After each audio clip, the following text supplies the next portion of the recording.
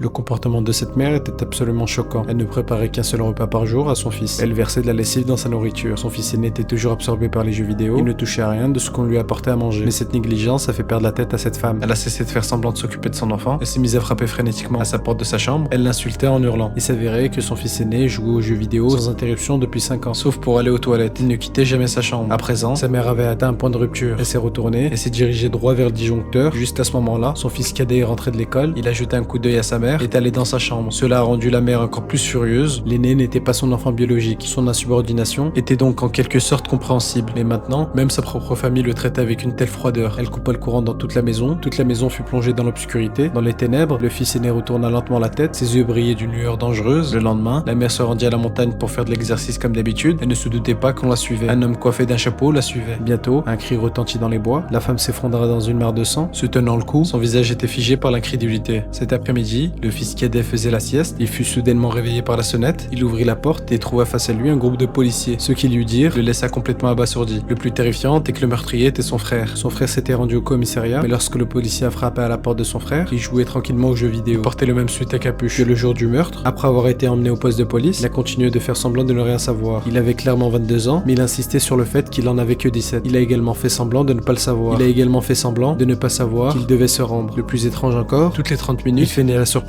de se retrouver au poste de police, choqué de voir son reflet vieilli dans le miroir.